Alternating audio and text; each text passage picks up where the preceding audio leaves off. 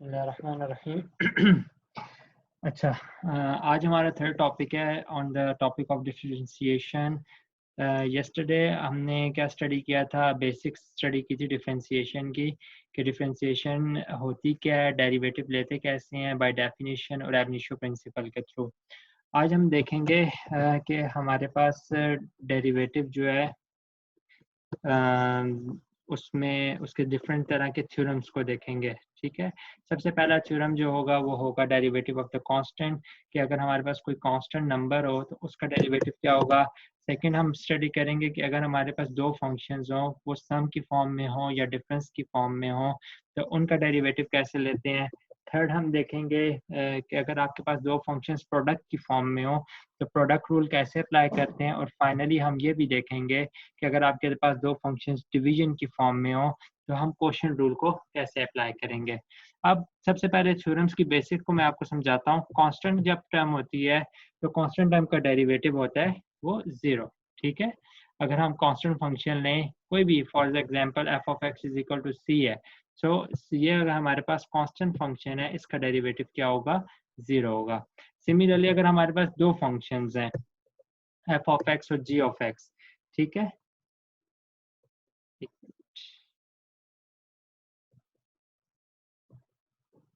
ये F of x और g of x, और वो दोनों क्या हैं, डिफरेंशिएबल हैं। ठीक है, एक्स के ऊपर, तो हम उनको डिफरेंशिएट, उनका जो प्रोडक्ट है एफ जी, उसको भी हम क्या कर सकते हैं, डिफरेंशिएट कर सकते हैं। और प्रोडक्ट रूल जो है वो क्या होता है, एफ ऑफ एक्स और जी ऑफ एक्स का डेरिवेटिव होता है f of x into g dash of x plus g of x into f dash of x, यानी first term as it is, second term का derivative plus second function as it is first function का derivative. Same rule हम apply करते हैं for the quotient सम के लिए, sums के लिए और डिफरेंस के लिए। अगर आपके पास दो फंक्शन हैं एफ और जी सच दैट कि वो डिफरेंशिएबल है एट एक्स, तो उनको हम सम की फॉर्म में हो या डिफरेंस की फॉर्म में हो तो वो डिफरेंशिएबल होंगे।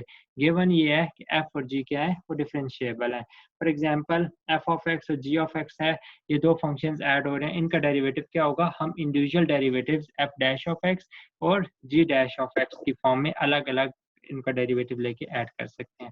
सेम प्रोसेस फॉलो करना है जब आपके पास दो टर्म्स का डिफरेंस हो, एफ ऑफ एक्स और जी ऑफ एक्स का अगर डिफरेंस हो, उनका डेरिवेटिव क्या होगा, derivative of f of x is f dash of x and derivative of g of x is g dash of x. और जिस तरह हमने एडिशन के लिए किया था कि दोनों को ऐड किया था डेरिवेटिव्स को, इसी तरह हम डिफरेंशिएशन सब्ट्रैक्शन के लिए भी क्या करेंगे, दोनों को सब्ट्रैक्ट करेंगे। फाइनली क्वोशिएंट रूल क्या होता है, क्वोशिएंट रूल क्या होता है कि अगर आपके पास दो फंक्शंस हैं एफ और जी सच दैट कि जी इक्वल टू जीरो नहीं है। ठीक है, ये कंडीशन होती है जब भी क्वोशिएंट रूल अप्लाई करें कि जो डिनोमिनेटर के अंदर फंक्शन है वो must not be equal to zero, तो उसलिए हम उनका डेरिवेटिव कैसे लेते हैं, एफ ऑफ एक्स और जी ऑफ एक्स का डेरिवेटिव होता है फर्स्ट फंक्शन जो न्यूमरेटर है उसका derivative multiply by g of x minus g dash of x into f of x and whole divided by g of x का whole square. इसको ऐसे याद कर सकते हैं, नीचे वाली टर्म का स्क्वायर, नीचे वाली टर्म एज इट इज, ऊपर वाली टर्म का डेरिवेटिव माइनस ऊपर वाली term as it is and नीचे वाली टर्म का डेरिवेटिव। अब हम इन जो जितने भी रूल्स पढ़े हैं कांस्टेंट का या सम्स एंड डिफरेंस का या प्रोडक्ट का, इन सब को हम क्या करते हैं, इन सब को हम यूज करते हैं और हम क्या फाइंड आउट करते हैं, कुछ डिफरेंट एग्जांपल्स देखते हैं। फॉर एग्जांपल हमारे पास एक कांस्टेंट फंक्शन है f of x is equal to 2। अब हमने इसका क्या लेना है, डेरिवेटिव लेना है। अब इसका डेरिवेटिव हमने बाय डेफिनेशन पढ़ा है कि इसका डेरिवेटिव क्या होता है, इक्वल टू जीरो होता है। तो देखें कांस्टेंट फंक्शन का डेरिवेटिव होगा इक्वल टू जीरो। सिमिलरली अगर हमारे पास दो फंक्शंस सम और डिफरेंस की फॉर्म में हो, फॉर एग्जांपल ये है एफ ऑफ एक्स, ये तीन फंक्शन है, एक फंक्शन x4, एक फंक्शन 2x3, एक फंक्शन x²। अगर ये तीन फंक्शन है और इसका हमने डेरिवेटिव लेना है तो हम तीनों टर्म्स का अलग अलग डेरिवेटिव ले सकते हैं, यानी x4 का डेरिवेटिव, देन 2x³ का डेरिवेटिव, x² का डेरिवेटिव। यहाँ पे ये देखें x³ के साथ कोफिशिएंट 2 है, ये कोफिशिएंट कांस्टेंट मल्टीपल है, इसलिए इसका डेरिवेटिव जीरो नहीं होगा, इसको हम डेरिवेटिव से बाय लेके जा सकते हैं। अगर यहाँ पे x² के साथ कोई कांस्टेंट टर्म भी होती तो उसका डेरिवेटिव भी हम लेते और वो इक्वल टू जीरो होता। अब x4 का डेरिवेटिव पावर रूल से क्या होता है, पावर शुरू में, पावर में से 1 माइनस, तो ये 4x³। x³ का डेरिवेटिव क्या होगा, पावर शुरू में, पावर में से 1 माइनस, तो x² का डेरिवेटिव क्या होता है 2x। ओके, अब हमने इसको सिंप्लीफाई किया 4x³ 3 2 6x² n + 2x। तो हमारे पास अगर सम एंड डिफरेंस की फॉर्म में कोई भी फंक्शन हो तो हम उसका डेरिवेटिव ले सकते हैं और वो इक्वल होगा 4x³ + 6x² + 2x।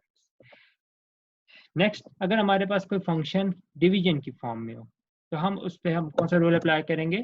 Quotient rule. For example f(x) दिया हुआ है x² + 1 और x² - 3। अब क्वोशिएंट रूल क्या है? क्वोशिएंट रूल ये है कि पहले नीचे वाली टर्म का हम स्क्वायर लें, नीचे वाली टर्म का डेरिवेटिव, ऊपर वाली term as it is minus ऊपर वाली टर्म का डेरिवेटिव, नीचे वाली टर्म का डेरिवेटिव, ऊपर वाली टर्म एज इट इज और नीचे वाली टर्म का डेरिवेटिव। ये है नीचे वाली टर्म का स्क्वायर, नीचे वाली टर्म एज इट इज, ऊपर वाली टर्म का डेरिवेटिव माइनस ऊपर वाली टर्म एज इट इज, नीचे वाली टर्म का डेरिवेटिव। अब x² - 3 एज इट इज है, x² + 1 का डेरिवेटिव। अब देखें अगेन सम की फॉर्म में आ रही है दो टर्म्स, तो x² का डेरिवेटिव हो गया 2x, कांस्टेंट का डेरिवेटिव 0। तो x² का डेरिवेटिव 2x, कांस्टेंट का derivative 0, x² + 1 as it is. यहाँ पे भी x² का डेरिवेटिव 2x एंड कांस्टेंट का डेरिवेटिव 0। बाकी सारी टर्म्स को एज इट इज लिखा। अब इसको सिंप्लीफाई करते हैं, देखें 2x कॉमन है, जैसे ही 2x कॉमन लिया बाकी टर्म्स क्या रहेगी? x² - 3 - x² - 1, x² वाली टर्म कैंसिल आउट हो गई और -3 और -1 बन गए -4। ओके, नाउ हमारे पास ये फंक्शन है x - 5 × 3 - x और हमने क्या लेना है? इसका प्रोडक्ट रूल से डेरिवेटिव लेना है। तो प्रोडक्ट रूल क्या होता है? First function as it is, second function का derivative plus second function as it is, first function का डेरिवेटिव। ओके, अब x - 5 तो एज इट इज, कांस्टेंट का डेरिवेटिव 0 होता है, x का derivative 1 with minus sign, then 3 - x as it is, x का derivative 1 and -5 का डेरिवेटिव अगेन 0। अब देखें x - 5 एज इट इज, इस पूरे फंक्शन का डेरिवेटिव -1, 3 - 6 एज इट इज, इस पूरे फंक्शन का डेरिवेटिव 1। ब्रैकेट्स को ओपन करें तो हमारे पास क्या आ गया?